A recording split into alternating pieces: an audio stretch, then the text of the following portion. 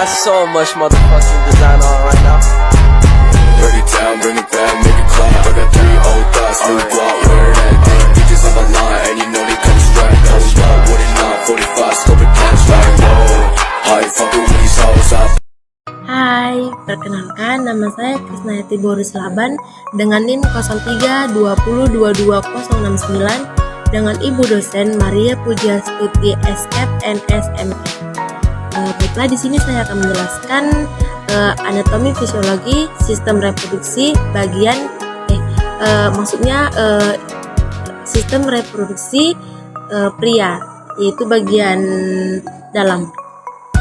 Pertama saya akan menjelaskan bagian anatominya dulu. Yang pertama itu ada penis. Ini penis. Lalu ada testis. Lalu ada skrotum. Lalu itu ada epidisminis. Ini bagian ini. Lalu ada pars deferens bagian ini. Lalu ada uretra, lalu ada vesicula seminalis, lalu ada kelenjar porta gland, lalu ada kelenjar intern. Baiklah, di sini saya akan menjelaskan fisiologi sistem reproduksi laki-laki. Yang pertama itu ada penis. Ini penis. Di penis ini sebagai jalan keluarnya urin dalam sperma. Lalu ada testis. Testis ini fungsi yang utama salah satunya adalah memproduksi sperma yang bertugas untuk membuahi sel telur. Di sini ya, ini tempat. Jadi ini untuk penyimpanannya sel telur sehingga terjadilah kehamilan. Setiap menit testi mampu memproduksi kurang lebih 200.000 sperma. Jadi organ ini merupakan organ vital yang dalam sistem reproduksi pria. Baru ada skrotum. Skrotum itu yang ini. Skrotum ini juga merupakan tempat berdiamnya testikel atau buah zakar. Baru skrotum ini dikelilingi banyak saraf yang berguna dalam mengatur suhu testis. Suhu yang tepat sangat diperlukan testis untuk memproduksi sperma.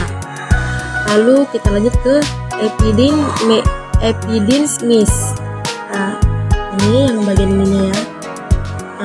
Ini fungsi utamanya ini adalah untuk transportasi sperma dan pematang sperma. Ini berarti untuk pematang spermanya di sini. Lalu saat sperma berjalan melalui epidimis ini, sperma terkena sejumlah sinyal dari sel-sel epidimis yang mendorong pematangnya tersebut. Lalu ada vas deferens. Ini berfungsi untuk membawa sperma dari epidimis ke urenta ini ya. Di mana sel tersebut akan dikeluarkan dari tubuh saat ejakulasi. Lalu ada urenta. Ini urenta yang tadi mengeluarkan dari ini. Ini urenta ini tidak hanya membawa urenta keluar dari kandung kemih, tetapi juga mengangkut air mani. Lalu ada vesicula seminalis. Ini fungsi utamanya adalah untuk menghasilkan cairan yang berbentuk air mani yang dikeluarkan saat ejakulasi. Lalu ada namanya kelenjar prostat prostaglandin, yaitu untuk mengeluarkannya cairan yang berfungsi sebagai sumber nutrisi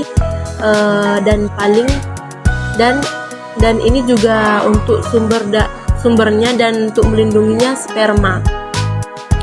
Baru ada kelenjar internal. Ini berperan penting dalam mengatur gairah seksual pada pria. Baiklah, sekian penjelasan dari saya mengenai sistem reproduksi laki-laki bagian dalam. Bye-bye. Hai, perkenalkan nama saya Krisnayati Doris Laban dengan NIM 0320222069 dengan Ibu dosen Maria Pujastuti SKEP NS MKEP. Baiklah, di sini saya akan menjelaskan anatomi dari sistem reproduksi bagian eksternal. Yang pertama itu ada labilla mayora. Ini labilla mayora. Lalu ada labilla minora. Ini. Setelah itu ada kilotaris. Setelah itu ada urenta yang ini. Lalu ada himen atau selaput darah. Lalu ada lubang vagina yang ini. Setelah itu ada yang terakhir anus.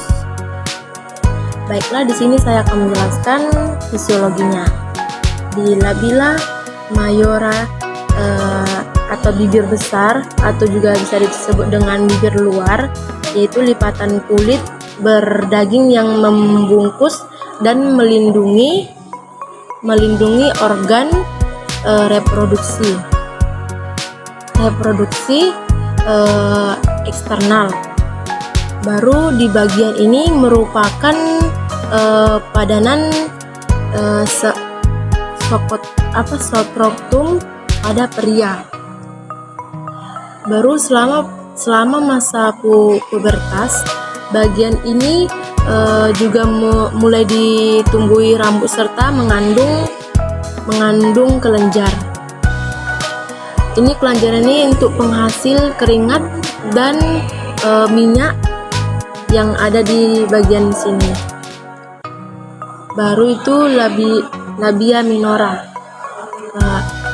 Labilla minora ini atau yang disebut dengan bibir kecil atau juga bisa dengan bibir dalam.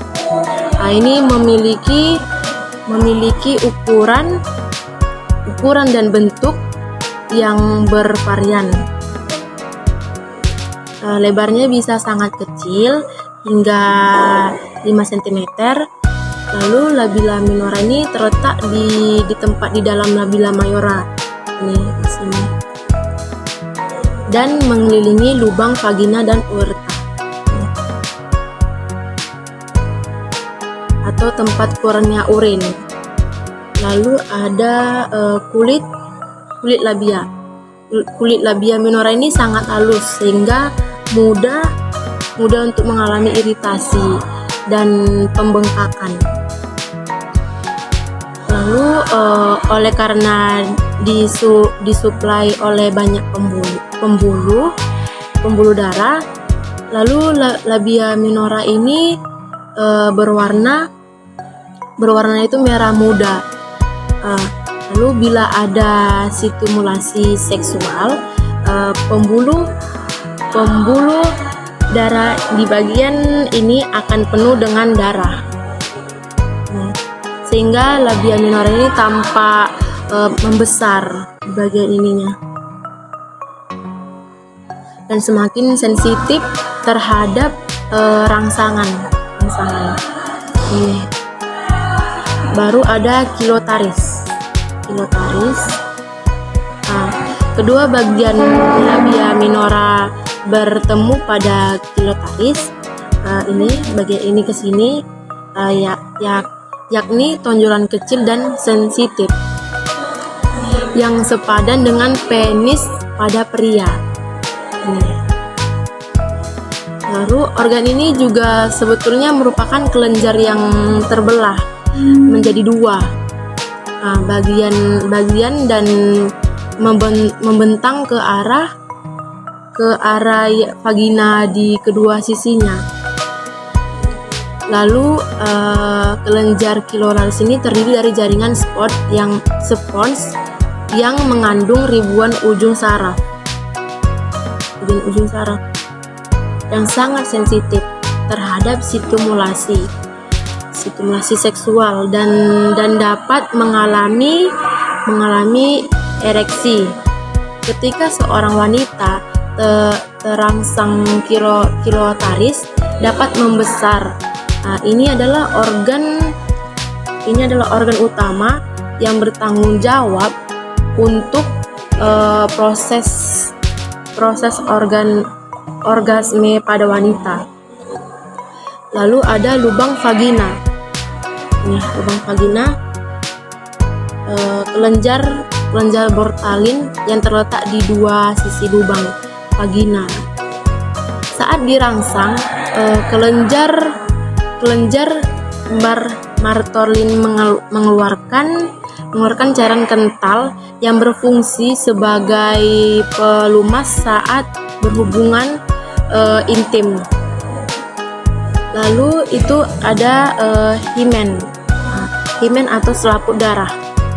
Ini ya teman, selaput darah yang tak semua wanita ini memiliki selaput darah.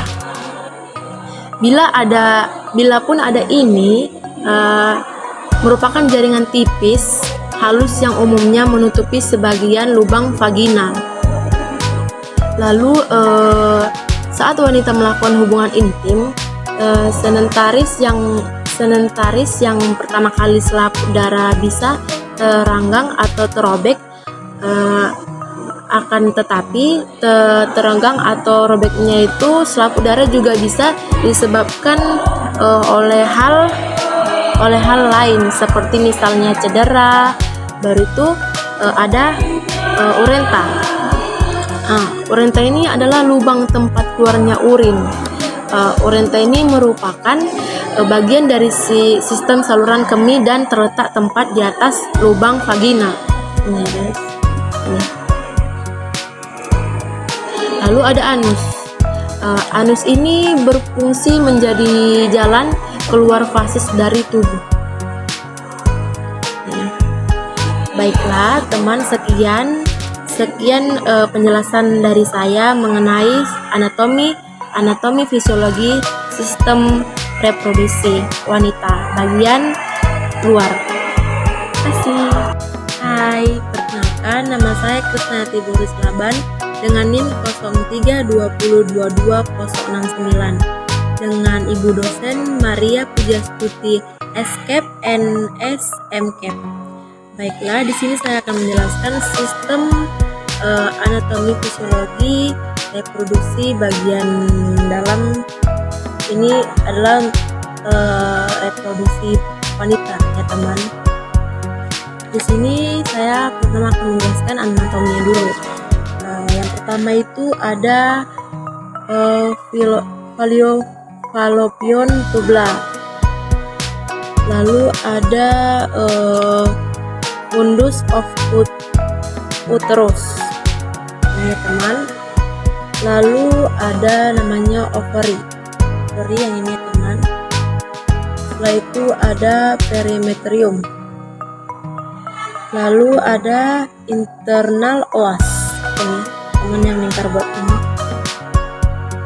Lalu ada cervix teman. Lalu ada external oas. Lalu ada vagina. Ada introitus. Lalu ada ini namanya uterus. Terus ya teman. Ada yang namanya meioterium. Dan yang terakhir ada endometrium. Baiklah teman, di sini saya akan menjelaskan fisiologinya. Yang pertama itu ada fallopian tubula. Di sini fungsi itu adalah saluran untuk dengan panjang yang sekitar 10 sampai 13 cm ya, dan diameternya itu sekitar 1 cm. yang menghubungkan antara hidung telur atau ovarium dan rahim. Ini. Lalu saluran ini berfungsi sebagai tempat berjalannya sel telur dari ovarium menuju ke rahim saat ovulus dan sebagai tempat pertemuannya sel telur dengan sperma saat proses pembuahan. Baru ada fundus of uterum. Ini berbentuk seperti kubah. Ini merupakan bagian atas uterus. Ini bagian atas uterus ini. Ini kan uterus, ininya. Ini pada bagian ini tuba folvia akan masuk ke uterus selama masa kehamilan. Selain itu, guguran dari fundus uteri dapat membantu dalam memperkirakan usia kehamilan wanita. Lalu ini ovary, ini sebagai tempat pembentukan ovum atau sel telur di mana menghasilkan aksteru dan progestero. Lalu bagian organ reproduksi wanita yang berperan sebagai tempat terjadinya fertilisasi adalah tuba Fallopian atau yang disebut dengan oviduct. Setelah sel telur matang, ia akan melewati tuba Fallopian. Lalu ada ini perimetrium. Ini ya. Pada perempuan, perimetrium ini adalah penutup pelindung untuk otot perium yang bekerja dengan otot yang ligamen kunci lainnya untuk menahan organ punggung di tempatnya. Lalu organ punggung ini termasuk kandung kemih, rektum, vagina, dan rahim. Lalu ada ini internal os. Ini memiliki fungsi untuk melakukannya hubungan seksual. Selama berhubungan seksual, vagina akan memanjang dan melebar untuk menerima penetrasinya. Baru ada cervix. Ini berfungsinya untuk memproduksi lendir atau mukus. Lendir ini untuk membantu menyalurkan sperma dari vagina ke rahim yang berhubungan seksual. Lalu itu selain itu cervix ini juga akan menutup kehamilan untuk menjaga janin tetap di rahim dan melebar atau membuka saat proses persalinan berlangsung. Baru ini ada extram os. Ini teman, ini itu fungsi utamanya itu dari organ reproduksi ini wanita adalah untuk memproduksi sel telur untuk membuah. Baru ada vagina. Ini vagina ya teman. Ini vagina sebagai fungsi saluran menghubungkan ke rahim dengan labia dan vulva sebagai jalan masuknya di ujung, dan vagina berhubung langsung dengan serviks atau leher rahim. Lalu vagina ini digunakan tubuh untuk mengeluarkannya menstruasi yang berawal dari rahim. Lalu ada introitus. Teman, ini sebagai jalan darah haid yang dapat keluar sebagai jalan lahir bayi serta untuk menghubungkan seksual. Lalu ini ada uterus. Ini teman, uterus. Uterus ini untuk memberi makan dan menampung sel telur yang telah dibuahi sampai menjadi janin atau sampai siap untuk dilahirkan. Lalu ada myotherium. Nah, ini lapisan tengah kaya sel otot yang berfungsi untuk mengkontraksi dan merelaksasi rahim dengan cara melebar dan kembali ke bentuk semula setiap bulannya, juga di masa kehamilan. Lalu yang terakhir ini ada endometrium. Ini ya teman. Ini sebelum menstruasi, endometrium ini akan menebal dan akan berfungsi sebagai tempat untuk menempelnya sel telur yang sudah dibuahi. Apabila yang ini tuh tidak dalam kondisi hamil, endometrium ini tersebut akan luruh dan keluar dari tubuh sebagai darah menstruasi. Baiklah teman, sekian penjelasan dari saya. Mohon maaf jika ada kesalahan. Bye bye.